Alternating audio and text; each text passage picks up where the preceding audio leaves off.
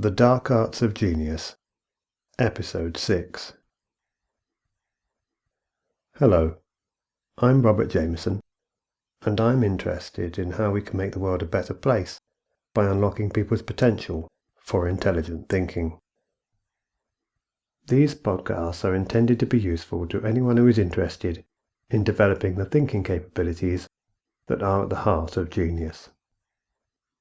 They address what, for many people, is the downright offensive subject of how some people are so much more intelligent than others. If you don't want to take the risk of being offended, then this series is not for you. As previously emphasized, a discussion on any topic can become bogged down by prejudice. But the most likely to be most severely affected are topics that stir up a strong emotional response. That's one reason why sex-related subjects are amongst the very best ones to consider and discuss if you want to practice the skills of intelligent thinking. Sexual issues involve many emotions, conventions, and taboos. These fuel countless prejudices, and becoming intelligent is largely about developing the awareness and skills to challenge and overcome such prejudices. And by way of encouraging a little practice, I wanted to suggest a little thought exercise about the age of consent. The age of consent is not merely a topic likely to expose strong opinions. It is an issue many people find it particularly difficult to consider rationally because their thought processes become crippled by fear, often an intense form of fear closely related to conformism. Having an intelligent discussion on this issue has become even more difficult in the wake of certain well-publicized sexual scandals of recent years. There have always been sexual scandals, but perhaps today's sexual scandals are accompanied by rather more hysterical reactions than used to be the case. The result, perhaps, of the modern media's desire and skills at stoking up such hysteria. And there's a lot of paranoia around. Paranoia about sexual predators. Paranoia about paedophiles, supposedly driving around in fleets of white vans, looking to snatch children off the street. In such an environment, the age of consent is a very thorny issue indeed. You're talking about an issue that unavoidably combines the concept of children and sex in the same discussions. Far too risky a topic for most people to dare tackling. And those that do participate are generally obsessed with following the politically correct line, as a way of cementing their anti-paedophile credentials. They're too fearful to discuss the issue intelligently. Many seem nothing less than absolutely terrified that one slip-up, one single hesitation to confirm the PC line, will result in suspicious whispers behind their backs and a lifetime of suspicious glances aimed in their direction. Do some of them protest too much, one wonders? Such attitudes create rather a tense atmosphere when the subject is raised, which makes it all the more of a challenge for people to consider or discuss the issue intelligently. But that's precisely why I've brought the subject up. So, what about the age of consent? At what age should a person be deemed, by the law, to be capable of consenting to sex? The age of consent where I live is 16. It's higher in some countries or states, and lower in others. So, what should it be? Every now and again, someone will suggest, perhaps in an opinion piece in a newspaper or on a news website, that the age of sexual consent should be lowered. Such suggestions are often met with rather hysterical reactions, and the people who make such suggestions are often assaulted with abuse which only sometimes holds back from accusing the person who made the suggestion of being a paedophile and child abuser. No wonder people are scared to fairly consider the issue, but such intimidation is plain wrong, and we shouldn't surrender to it. Unfortunately, most people do surrender to this intimidation, but through being scared and succumbing to their fears, they render themselves unable to consider the idea in a remotely fair or reasonable manner. And yet there are some very good arguments, including what ought to be some fairly obvious arguments, as to why the age of consent should be lowered. It seems the most obvious one is a critical issue of freedom. In stipulating an age of consent, the state is taking quite a drastic step. It is taking away people's freedoms to make their own choices about their own private lives. It is imposing its will on its citizens, imposing a threat of imprisonment if people do not conduct their personal relationships in line with how the state dictates they must be conducted. This is not to say the imposition of an age of consent cannot be justified, only that it is a very serious step, potential infringement upon some very basic and natural freedoms. Such interference may only be justified under strict conditions.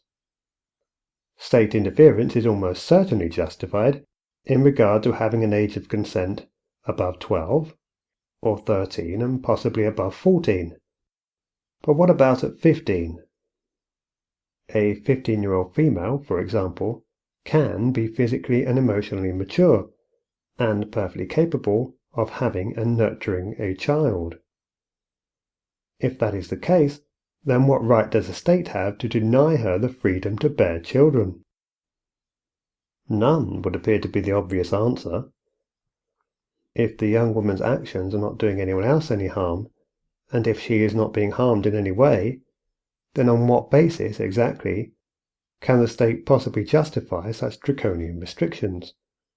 Shouldn't such interference be considered an abuse of state power and a clear violation of her basic human rights? Of course it can be and is argued that most 15-year-olds are not mature and responsible enough to have sex. This is very probably true.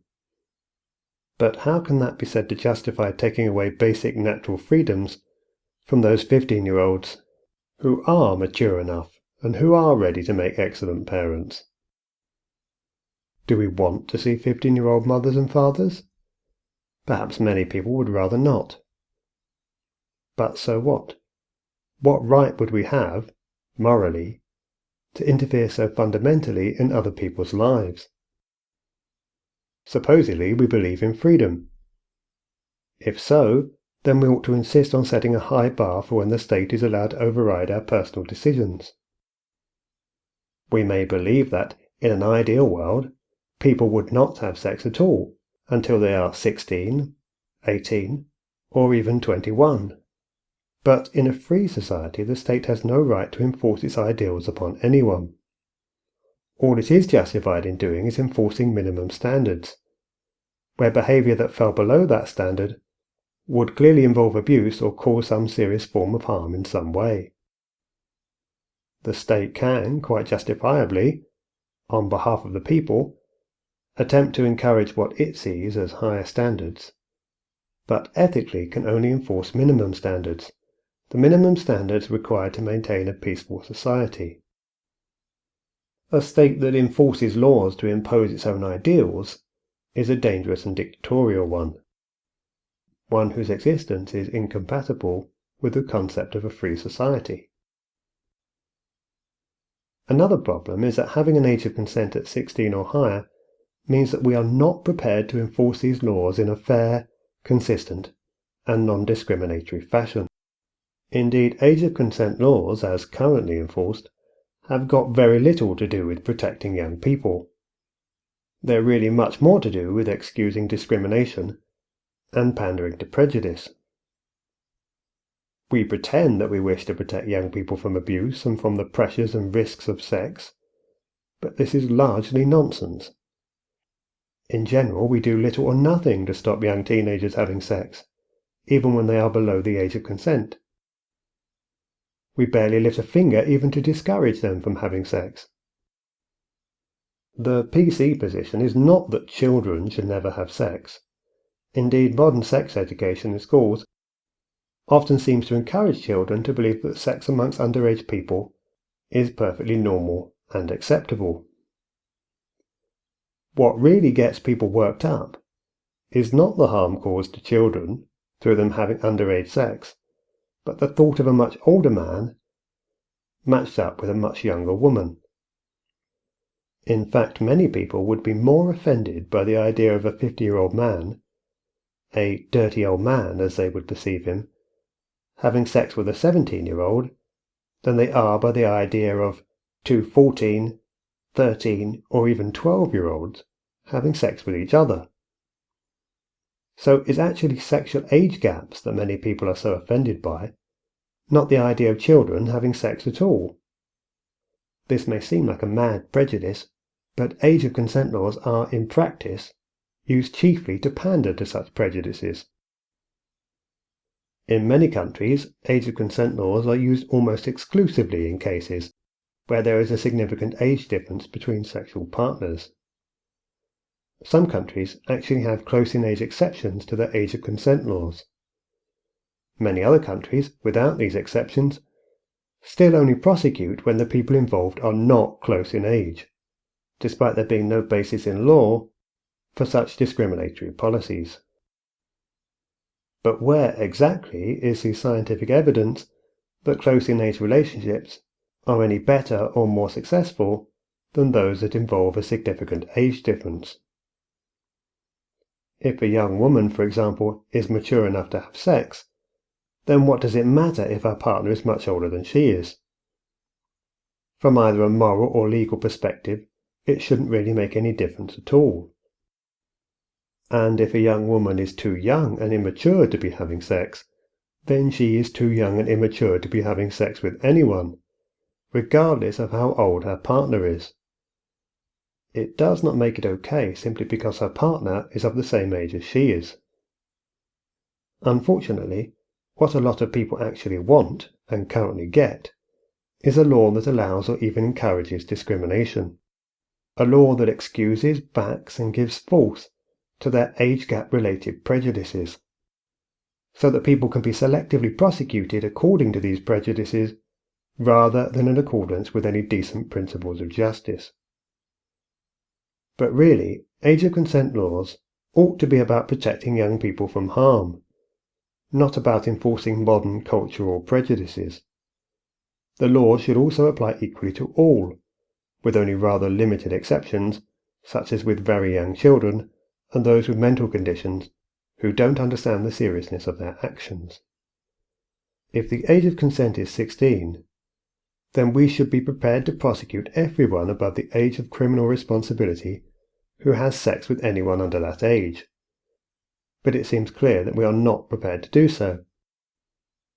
We are not prepared to prosecute a 15-year-old for having sex with another 15-year-old. Except in very rare circumstances, we're not prepared to prosecute a 16 or 17-year-old either. But with a lower age of consent, at 15, 14 or 13, we might be prepared to enforce the law more equally. And that's why it could be argued that perhaps the age of consent should be lowered in order to protect children and teenagers from sexual abuse. To many people that might seem like a contradiction in terms, but it isn't. The trouble with a relatively high age of consent, 16 or higher, is that it is, in practice, unenforceable, or at least our societies are not prepared to enforce such a position, and everybody knows it. That means that laws on age of consent are frequently ignored on many millions of occasions every year. They are seen as advisory, only leading to a prosecution in exceptional circumstances. Most people who engage in sexual activity with underage young people do not realistically fear arrest. They feel that their own young age will allow them to escape the law. But if a 14-year-old is not ready for sex, then she is not ready for sex. Not with a 30-year-old, but not with another 14-year-old either. A lower age of consent could be an age of consent that could be applied firmly and consistently, and one that could be rigorously enforced, with there being far less of a case to argue that such enforcement was an unreasonable restriction of her freedoms. So, there are some good strong arguments for suggesting the age of consent might currently be higher than is justified, and for suggesting that a lower age of consent, which could be more fairly and consistently enforced, might do far more to protect young people from harm than an unrealistically high age of consent that our society is only prepared to enforce in order to pander to irrational age gap related prejudices. To be intelligent, you have to be able to fairly consider such arguments. You don't have to accept them, but you do have to be prepared to accept them. Prepared to accept arguments if you can't find any flaws in them. It might not seem to be a huge distinction, but it is a distinction between intelligence and stupidity, and consequently an extremely important one. There are all sorts of reasonable opinions that can be held on such an issue, but intelligent arguments are difficult to come by in a climate of fear.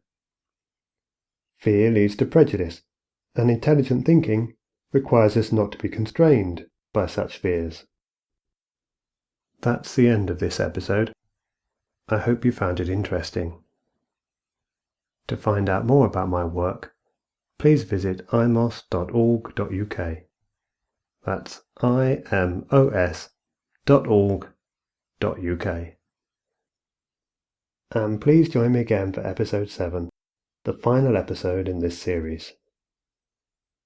Thank you for listening.